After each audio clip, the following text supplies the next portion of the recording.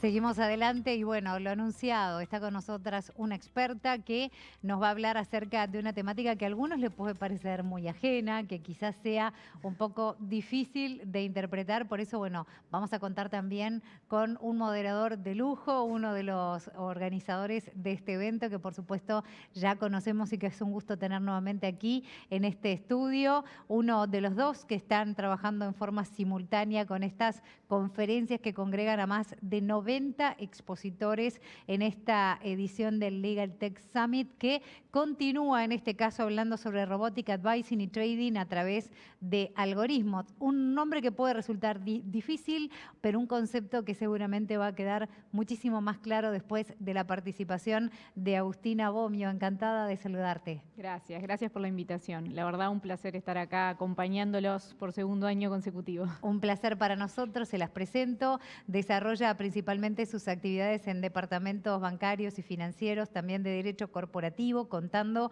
con una gran trayectoria y experiencia en el área de derecho corporativo, concursal y también marítimo. Agustina Bomio y por supuesto, Alejandro, te cedemos la derecha para que comiences a conversar con ella. Muchas gracias, Verónica. Buenas tardes. Agustina, la verdad que desde el primer momento que propusiste el tema, a mí me atrapaste porque es algo que vivo día a día y que la mayoría, incluso yo hace unos años, no sabía que existía. Y el término, lo que es robo-advising o robo-trading, yo lo remonto a la época de, por ejemplo, Wall Street, hace muchos años, cuando en los mercados, al momento de ir a comprar o vender algo, era lo típico que veíamos en las películas, ¿no? Mucha gente gritando, anotando, compro, vendo. Y justamente, ¿cómo viene la tecnología a irrumpir en ese lado de que ya hay actores que no son personas, sino que son computadoras haciendo ese tipo de cosas? Entonces, la primera pregunta es, hoy en día, ¿cómo es la relevancia de la parte de la tecnología dentro de los mercados tradicionales, ¿no? Gracias, Alejandro. Evidentemente, hoy en día la tecnología ya nos invadió en todas las esferas de servicios y eso también llegó a la esfera del mercado de capitales. Estamos todos ya acostumbrados al uso de determinados softwares vinculados al suitability o risk management, también a la identificación del cliente desde que se pueden abrir cuentas en forma remota. Y en realidad en esta charla no nos vamos a abocar a eso, sino que nos vamos a abocar a lo que en definitiva tiene un impacto directo en el mercado. ¿Por qué tiene un impacto directo en el mercado? Porque, bueno, estamos hablando del asesoramiento o del trading en forma directa. Y esto obviamente viene a cambiar en forma más rápida o más lenta, pero viene a cambiar el modelo de negocios de las firmas, donde ya, bueno, o lo incorporan o no lo incorporan, pero ya pasa a ser algo que está en el mercado. Y antes de adentrarnos en esto, capaz que hay dos conceptos que está bueno que expliquemos en forma bien clarita, que es, bueno, ¿de qué hablamos cuando hablamos de inteligencia artificial? En definitiva, estamos hablando de que una computadora logre resolver problemas humanos, sustituyendo en cierta forma al humano. Y cuando hablamos de Machine Learning, hablamos de que el programa pueda generar su propio proceso de aprendizaje sin estar sistematizado para hacer tal cosa. Bien. Otros dos términos, los que comentábamos antes, vamos a explicarlo. Robo-advising y robo-trading. Bueno, en realidad el robo es por el inglés, aclaración que hacíamos antes. En realidad a Alejandro le gusta hablar de bot, que es correcto.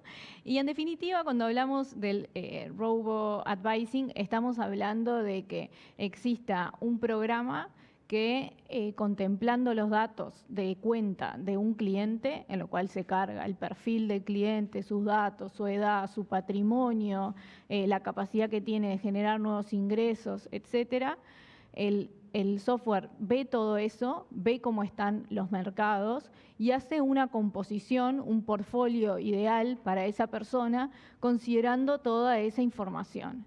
Entonces, el asesor de inversión, que en otra época podía llegar a estar, no sé, 2 o 3 días revisando una cartera complicada, con simplemente haber cargado los datos, tiene ese portafolio modelo. Eso es algo que ya se utiliza en el mercado y que tiene buena recepción en la medida de que luego haya una persona humana que efectivamente reciba eso y diga esto sí, esto no, y en definitiva haga una suerte de discernimiento. Lo que tiene es, se gana tiempo, obviamente eso hace que se pueda economizar el servicio y a su vez también el programa tiene acceso a una cantidad de productos que no necesariamente todos los asesores tienen en la cabeza en todo momento. Con lo cual también se puede decir que da un servicio mejor o que podría estar dando un servicio mejor. Ahora, eso, que hasta ahí estamos en una situación de robo-advising, se puede combinar eventualmente con un trading, que entonces ahí el programa, además de generar la cartera ideal para la persona, por ejemplo, para Alejandro, ya ingresa al mercado y ejecuta las órdenes, sin que exista ese control humano o con que exista, dependerá de cada modelo de negocios. El software ingresa al mercado, contacta a las contrapartes y ejecuta en segundos todas esas transacciones para poder llegar al patrimonio ideal. A su vez, ese sistema puede eventualmente monitorear esa cuenta e irle haciendo ajustes constantes considerando los cambios en el mercado o los cambios en el perfil de la persona. Básicamente, cuando tenemos esa combinación de que se sale, se ejecuta y se va directo con las contrapartes a través del algoritmo, es que estamos en un robot trading. Es fascinante e incluso quiero creer que hay muchísima gente que esté escuchando esto que no lo puede creer. Es el avance que hemos tenido en informática, en matemáticas, en calculadoras, etcétera. Es cómo hacer lo que hacemos antes. Decís, no, pero esto es muy complejo. ¿Cómo puede haber algo que ya lo esté automatizando, desarrollando? La palabra machine learning acá viene muy bien porque dentro del propio proceso se alimenta de las experiencias anteriores para optimizarlo. Pero claro, detrás, en la venta de todo, ahí es el próximo salto, ¿no? Para vender ese tipo de productos, ahora mismo los vende una persona y los termina haciendo todo un algoritmo, una computadora. Dentro de un tiempo vamos a tener a alguien que va a hacer la venta incluso de ese servicio. Pero yendo un poquito a los algoritmos que hablábamos, ¿no? Para generar todo esto, ¿cómo se desarrollan? ¿Cómo nacen? Bueno, es un proceso largo y justamente uno de los elementos que se marcan como esenciales a los efectos de reducir riesgos es que todo ese proceso de programación y de testing esté regulado y se vayan cumpliendo las etapas necesarias para efectivamente conocer cómo es que este algoritmo está pensando y efectivamente poder hacer los ajustes en forma temporánea que sean necesarios para corregir las consecuencias que no sean deseadas. Entonces, cuando uno está en la etapa de desarrollo, se tiene que hacer un testeo en un sistema cerrado, donde no haya contacto con los datos reales o contactos con el ambiente real de información de la cuenta, y ahí se lo somete al algoritmo a situaciones de que los mercados estén en alza, los mercados estén en baja, se lo somete a distintos tipos de situaciones a los efectos de ver, bueno, cómo reaccionaría. Una vez que se tienen todos los procesos, todos los monitoreos, que el resultado resulta confortable, que se corrigió lo que se tenía que corregir, entonces recién ahí es que ese algoritmo podría eventualmente ponerse en la práctica. Y en eso lo que es fundamental en toda la etapa de desarrollo y en la etapa posterior es la selección de información que se le da al algoritmo para que el algoritmo desarrolle su propio conocimiento y su propio aprendizaje. Porque hay una cuestión que es, si yo al algoritmo le doy muchísima información y esa información secundaria o información intrascendente, el algoritmo en su proceso de aprendizaje puede cometer errores que de repente la experiencia humana no hubiese cometido porque no sabe distinguir cuál dato es secundario y cuál dato es primario. Pero a su vez, si yo le doy al algoritmo una información que está muy sesgada, muy seleccionada, o sea, si hay un proceso humano de mucha intervención en la selección de la información, puedo llevar a que el algoritmo actúe de forma discriminatoria. Puedo llevar a que se discrimine a determinadas personas por su etnia, por su raza, o que determinados productos de determinados mercados sean considerados con determinado sesgo o lo que fuere. Como todo proceso de selección humano, tiende a tener cuestiones discriminatorias. Y es interesante que algunos países europeos, como Francia, Países Bajos, Luxemburgo, dentro de las regulaciones que han sacado, han puesto especial hincapié en este tema. Han puesto especial énfasis en que la selección de los datos no lleve a que el algoritmo actúe en forma discriminatoria. Eso es muy interesante porque tienen el foco puesto ahí. Sí, es interesante y yo sigo pensando que a veces lo siento como imposible, pero está pasando. Sí. Y como cuestión, ¿los derechos de propiedad intelectual? Bueno. ¿En la obligación de disclosure? Sí. Es todo un tema, porque cuando estamos hablando de un algoritmo, estamos hablando en definitiva de una creación humana que por esencia está protegida por las normas de propiedad intelectual porque es una creación única y repetible. Entonces, eso es un código fuente, que en definitiva es una suerte de ADN de ese programa, que permite entender cómo piensa, cómo actúa, cómo está programado, ¿ah? Y ese código fuente es el secreto, es lo que se protege. Han habido instancias, y una creo que bastante emblemática porque fue la que hizo que estallara la discusión, fue en mayo del año 2010, los mercados de Estados Unidos tienen lo que se denominó un flash crash, que fue eso en un instante de unos pocos minutitos, 5 o 6 minutos, los mercados de valores hicieron comportamientos muy extraños. En concreto, los índices de Estados Unidos bajaron 5 o 6%, el Dow Jones en 5 minutos bajó 9%, o sea, aquellos productos que tienden a ser estables en el mercado sufrieron bajas muy rápidas en muy poco tiempo. Esa conducta se empezó a investigar y se llegó a la conclusión de que era una práctica de manipulación a través de un algoritmo que empezó a comprar y cancelaba, y bueno, estaba programado para efectivamente lograr eso. Lo que sucedió advirtió a que el gobierno de Nueva York dijera, bueno, yo necesito una regulación y necesito que la gente que actúa en el trading a través de algoritmos registre conmigo su código fuente. Y eso obviamente desató una controversia enorme porque ese es justamente el secreto comercial del programador que generó eso. Incluso se cuestionó si eso era constitucional o si era violatorio del derecho de propiedad. Bueno, finalmente esa regulación no avanzó, o sea que el código fuente no se tiene que registrar, eso no avanzó, pero sí despertó esta discusión. Y existen otros países, creo que un caso bastante emblemático es el de Alemania, que optó por asignarle a cada algoritmo que actúa en el trading un código específico, como un número de cédula, por decir algo.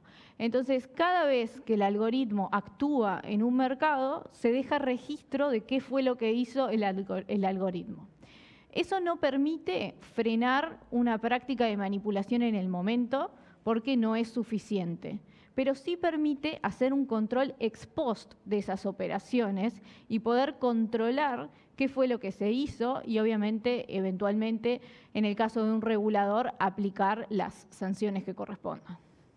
Hoy en día ese tipo de sanciones se tiene una idea, porque claro, es a futuro, es ahora mismo tratamos de registrar algo o dejar un rastro en lo que uno está haciendo porque no conocemos si está bien o si está mal, quizá incluso tienen una idea de que no está bien, pero no hay un marco como para poder penalizarlo. Entonces, con respecto a los algoritmos de trading y manipulación del mercado, que yo lo vivo particularmente mucho en el rubro de los criptoactivos, en el cual es lo mismo, y lo llamaría un amigo mal dicho, con esteroides. Porque la regulación dentro del mundo de criptoactivos es muchísimo menor. Claro. Entonces, en los mercados tradicionales, ¿cómo está parado eso hoy en día? Bueno, los mercados tradicionales tienen definiciones tradicionales de lo que es la manipulación de mercado. Creo que eso es un poco la respuesta. Y evidentemente la posibilidad de hacer operaciones a través de algoritmos incrementa la velocidad en las cuales históricamente las prácticas se podían llevar a cabo. Un algoritmo puede, en fracción de segundos, ejecutar miles de millones de órdenes, que eso antes de la irrupción de los algoritmos no era posible. Entonces, lo que sucede es que son prácticas mucho más difíciles de detener. Hay algunas que atacan un instrumento en particular y se las denomina como de pricing. Bueno, quiero que suba, quiero que baje, y se está atacando un valor particular. Pero existen otras que pueden tender a generar un riesgo sistémico, o conductas que arrancan como particulares pueden ser leídas como otros algoritmos, como que el mercado está en crisis o como que está sucediendo algo extraño, y eventualmente en una fracción de tiempo muy corta podrían desatarse resultados indeseados. Hay un caso que es bastante emblemático de un algoritmo que lee un tuit que dice que hay una explosión en la Casa Blanca, que era un tuit falso, y a raíz de eso logra hacer ejecuciones y hay una baja de 135 billones de dólares en fracciones de segundos. Eso después el algoritmo lo corrige y el mercado se acomoda y no se generó una crisis en cadena, pero eventualmente el riesgo que se advierte es ese. Algunos países que han regulado, que se han preocupado por este tema, como puede ser el caso de Canadá, han puesto como un requisito de quienes hagan trading a través de algoritmos que tengan la capacidad de unplug, desenchufar el algoritmo en cualquier momento, las 24 horas del día y de una manera simple y controlada. También hay otro tipo de regulaciones que son como complejas de entender, que le ponen al broker que funciona a través de este algoritmo trades máximos que puede poner por día o que lo ordenan a operar dentro de un rango de precios, a los efectos de que las desviaciones que no serían normales para el mercado tengan un control específico. Esas son cuestiones como bien técnicas que también requieren de mucha programación por parte del regulador, que eso también es la contrapartida. Si el regulador necesita realmente tener sus programas sofisticados en igual medida para poder controlar estas prácticas en forma temporánea. Y yendo al inicio de tu pregunta, me fui un poco de tema. Respecto a la manipulación, siempre la norma habla de una intencionalidad. O sea, yo para generar una práctica que sea manipulación de mercado, normalmente tengo que tener la intención de hacer tal cosa. Y cuando se opera a través de algoritmos, es mucho más difícil medir la intencionalidad. Hay casos que podrían ser más claros. Por ejemplo, si yo hago un algoritmo y al algoritmo le indico como parte de su programación que opere siempre contra las contrapartes, que yo tengo un mejor referenciamiento, yo como institución, no voy a estar velando por el interés de mi cliente porque por ahí hay otra contraparte que ofrece un mejor precio. Entonces eso no sería en realidad una práctica de manipulación de mercado, sino que sería un incumplimiento de los deberes de lealtad para con el cliente. Pero en definitiva yo estaría dejando un registro en mi propia forma de operar en qué es lo que estoy priorizando.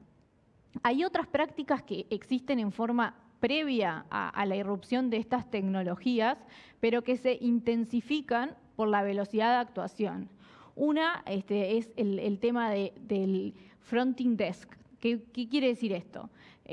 Fronting desk es, estas órdenes que ingresan con milímetros de segundos en que no son ejecutadas. Entran en lo que se llama un pool. En ese pool están las órdenes que por unos poquitos segundos están por ejecutarse. Entonces, si yo logro que mi algoritmo entre a ese pool y lea las órdenes que están por ingresar al mercado, puedo yo luego ejecutar considerando que eso ya va a haber pasado. Eso en la práctica tradicional se le dice insider trading, que Claro. quiere decir tomar decisiones de mercado con información que es confidencial o privilegiada. Pero es una práctica que normalmente está considerada la norma para que el CEO que sabe que les va a dar una licencia fantástica de un medicamento no se compre todas las acciones el día anterior, ese es el objetivo de la norma, Y bueno, su aplicación a este caso en concreto no es lineal, con lo cual se requiere un ajuste en la regulación de la norma. Y hay otras prácticas, como, no sé, puede ser el spoofing, por ejemplo, que eso en definitiva lo que es el mercado está muy quieto, no se están poniendo órdenes, entonces yo lo que hago es, con segundos, empiezo a comprar y cancelar órdenes, comprar y cancelar órdenes. No se llegan a ejecutar esas órdenes, pero el mercado ve como que hay movimiento o hay interés. Otra práctica que también se ve muy favorecida por los algoritmos es, yo agarro y pongo órdenes por un mismo valor, muy chiquitas, a muy distinto precio. Por ejemplo, quiero vender la acción A 10, a 11, a 12, a 13 y a 14. Entonces, yo lo que hago es, salgo a mercado y veo quién tiene la vocación de hacer la compra de ese valor y a qué precio lo quiere vender. Entonces, el objetivo de eso es encontrar una compra grande y saber a qué precio está dispuesto a comprar ese fondo, esa institución o lo que sea. Entonces, si yo veo que hay interés a 10, puedo poner una orden grande de venta a 10 y concretar una transacción a través de información que conseguí con esta práctica de ir poniendo las pequeñas órdenes y detectar cuál era el apetito en el mercado. Sigo con el ejemplo inicial de que, como todo eso en el sistema tradicional, evidentemente se vería mucho antes, lo ves venir, es información privilegiada, alguien te avisó, o ves la cartera, bueno, pongo una orden y no podés. Eso no existe en lo tradicional. Entonces, cuando te empezás a dar cuenta que todo está funcionando rápido y lo ves, lo estás viendo que está sucediendo, porque todos esos ejemplos que estás poniendo en el order book, en algún broker tradicional que hoy está online, lo ves que aparecen, desaparecen paquetes grandes que no tienen mucho sentido y desaparecen en cuestión de segundos. ¿Cómo hoy en día están haciendo para mitigar un poquito esos riesgos que para mí son... Me explota la cabeza, bueno, no sé cómo harían. Bueno, en realidad yo ahí estuve viendo un poco cuál era la tendencia de regulación en otros países. Y ahí me encontré con un informe muy interesante, que es muy reciente, es de septiembre del año pasado, que es de la Organization of Securities Commission, que en definitiva es una organización que nuclea a los reguladores de mercados de capitales. Entonces dicen, bueno, a ver, estamos teniendo un problema, ¿cuál es el problema? Están operando a través de algoritmos, no lo podemos controlar. ¿Qué es lo que deberíamos hacer? En definitiva, se hace todo un desarrollo y se llega a la conclusión de que se deberían de tomar 6 medidas. Después de que te las digas me vas a decir que son insuficientes, pero eso es otra cosa. 6 medidas. El primero es respecto del personal superior. Dicen, bueno, a ver, tenemos que ajustar nuestras normas de personal superior, necesitamos que haya un miembro en cada firma del personal superior, por lo menos, que sea responsable por lo que haga el algoritmo y que además tenga la capacitación suficiente para efectivamente poder ejercer control sobre eso. UK, por ejemplo, ya emitió normas en ese sentido y establece una capacitación obligatoria para quienes son responsables de ese algoritmo. La segunda es, bueno, no me alcanza con tener una cabeza responsable. Necesito que tengas un departamento de programación que pueda efectivamente estar controlando y monitoreando que el software está actuando de acuerdo a como debería o de acuerdo a como la firma espera. O sea, que se tenga muy claro cuáles son las características de la firma y de sus clientes y que se esté controlando todo el tiempo qué es lo que sucede con eso. La tercera refiere al outsourcing, a la tercerización. Y dice, bueno, es un riesgo en sí mismo que vos no hagas esta programación interna, que vos utilices los servicios de un tercero. Entonces, si vos vas a utilizar los servicios de un tercero, vas a tener que tomar medidas de control mucho más severas y mucho más grandes. Y yo voy a tener que, como regulador, saber quién es ese tercero, sus credenciales crediticias, su experiencia y demás. La cuarta medida es con la selección de la base de datos. Dice, bueno, regulemos cómo es la selección de la base de datos, justamente para evitar que existan cuestiones discriminatorias, que existan cuestiones que puedan llevar a que se opere en contra de determinados segmentos de la población o en contra de determinados sectores o en contra de determinadas empresas.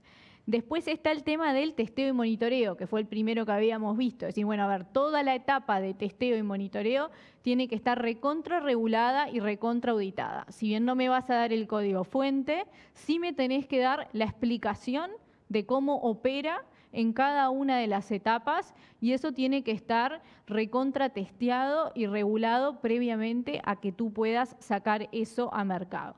Y la última medida es la de transparencia y disclaimer. O sea, le tenés que explicar a tus contrapartes los riesgos que están asumiendo, a tus clientes los riesgos que estás asumiendo y obviamente también al regulador.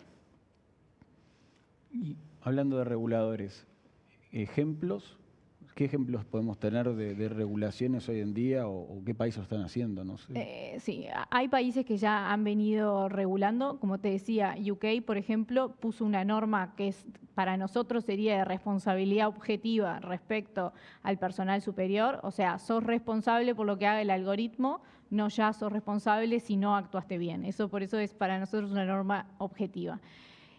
Existen estados que han en cierta medida fomentado que exista este trading con algoritmos casi que sin intervención humana. Un ejemplo es Abu Dhabi, que generó una licencia específica para quien va a hacer trading a través de algoritmos, y ahí se hace muchísimo hincapié en la etapa de testeo y en el suitability. Hay toda una regulación específica del suitability, pero en definitiva se admitiría teóricamente que el servicio se preste casi sin intervención humana y con los debidos disclaimers para con los clientes. Otros gobiernos, otros estados, por ejemplo en Estados Unidos se dio esta discusión y se sigue dando esta discusión de manera muy fuerte, dice, estamos ok con la irrupción de estas tecnologías, pero no estaríamos ok con que se prescinda de la intervención humana en determinadas instancias o que se prescinda 100%. En ese sentido se pronunció la SEC y se pronunció también el FINRA. Pero es algo que está en constante discusión y que hoy decimos que esa es la tendencia, pero el día de mañana se puede presentar la solicitud de una licencia de robo-advising o de robo-trading que sea prácticamente toda a través del algoritmo y se podría dar esa primer licencia en cualquier momento. Creo que es eso lo que podría llegar a suceder. ¿Y en Abu Dhabi hace cuánto más o menos que está o hay algún tipo de resultado o la estimación de cómo les está yendo? Porque es la noche y el día, ¿no? Es pasar de alguna regulación a libre. Sí, igual no es libre, tiene, se entiende. Tiene muchos claro. controles. Yo, por lo que vi, me dio la sensación de que la sensación de libertad era en el sentido de que decía, bueno, capaz que se puede prescindir de la presencia humana o de la presencia humana, pero en ningún lugar, por lo menos de lo que yo vi, llegué a la conclusión de que realmente fuese posible prescindir de la presencia humana. Porque incluso cuando uno se pone a estudiar los casos que se han presentado, no prescinden 100% de la presencia humana. Lo que sí es cierto que no se hace lo que habíamos hablado inicialmente, que es el robo-advising, me dicen esto es lo que le aplicaría a Alejandro, y que haya una Agustina que mire y diga esto sí, esto no, esto me parece. De eso sí se prescinde, y se prescinde en un 100%, pero no de toda intervención humana. Claro, es un gran salto. Y hablando de saltos, en Uruguay, ¿cómo estamos? Bueno, en Uruguay obviamente no hay ningún tipo de regulación específica sobre este tema, o sea, no tenemos una regulación que nos diga cómo debemos o qué requisitos tenemos que cumplir para cuando estamos operando a través de algoritmos. Pero sí existe reglamentación genérica que aplica y aplicaría a una solicitud de este tipo. Tenemos muy regulado la recopilación del mercado de valores, todo lo que concierne a las tercerizaciones. En el año 2019, principios del 2020, entró una nueva circular en vigencia que justamente vino a dejar en claro cuáles son las actividades que se pueden tercerizar, cuáles no, y cuáles son los requisitos para poder hacer tal cosa. Uno se puede imaginar que cuando todo esto irrumpa de manera muy fuerte, quizás se requiera algún ajuste adicional, pero en ese sentido la norma madre estaría. Debo sí decir que cuando uno ve los requisitos para solicitar una licencia de intermediario de valores o de gestor de portafolios, que serían básicamente las licencias que utilizarían este tipo de tecnologías, el componente humano es fundamental. O sea, nuestro regulador sigue viendo el elemento capacitación de las personas que van a estar atrás del servicio como un elemento fundamental a la hora de otorgar o no otorgar la licencia, o de hacer observaciones y de requerir que se fortalezca determinados puntos. Entonces sí, lo que podemos decir es que hoy nuestro regulador mira el componente humano como esencial, lo que no impide que se utilicen este tipo de tecnologías. Con respecto al robo trading, y ya esto es como hilar un poco fino, pero con respecto al robo trading, podría eventualmente haber una dificultad con el tema de la ejecución de las órdenes. La recopilación de normas del mercado de valores establece en forma clara que los intermediarios de valores no pueden tercerizar la ejecución de las órdenes. Entonces, si nosotros aplicáramos esto a la realidad que tenemos con los algoritmos, el algoritmo debería de ser un desarrollo 100% y debería operar 100% desde y controlado por la mesa de operaciones del intermediario de valores. Entonces, en ese caso y con la norma actual, parecería que una tercerización del algoritmo de trading no sería posible porque se estaría incumpliendo esa obligación en la no tercerización de la ejecución de las órdenes. Pero capaz que tenemos tiempo para ver esa discusión todavía. Tal cual. Bueno, Agustina, la verdad que te agradezco el tiempo, el material, el tema, a mí me encanta. Ya te estoy invitando para el año que viene, porque seguro que de este año al año que viene avanza todo muchísimo, ultra rápido. Dejo la pregunta que te comentaba antes. Y si le agregamos la sal de esto mismo, pero en el mercado de criptoactivos, que es mucho menos regulado, creo que ahí podemos hablar 3 horas y dar vueltas y vueltas y vueltas, pero es muy, muy, muy valioso. Tenemos tema para el año que viene, Ale. Tenemos tema para el año que viene. Sin lugar a dudas que, bueno, ahora sí que hemos respondido muchas de las preguntas que nos quedaban inicialmente con ese término que es verdad. Explicado así por expertos es otra cosa y seguramente, como lo decían, en la próxima edición del 2023, cuánto habrá avanzado y cuánto habrá cambiado todo este tema. Así que muchísimas gracias a ti, Agustina Bomio, por tu tiempo y por tu claridad en temas que pueden parecer complejos. Muchísimas gracias por estos minutos. No, gracias a ustedes por la invitación.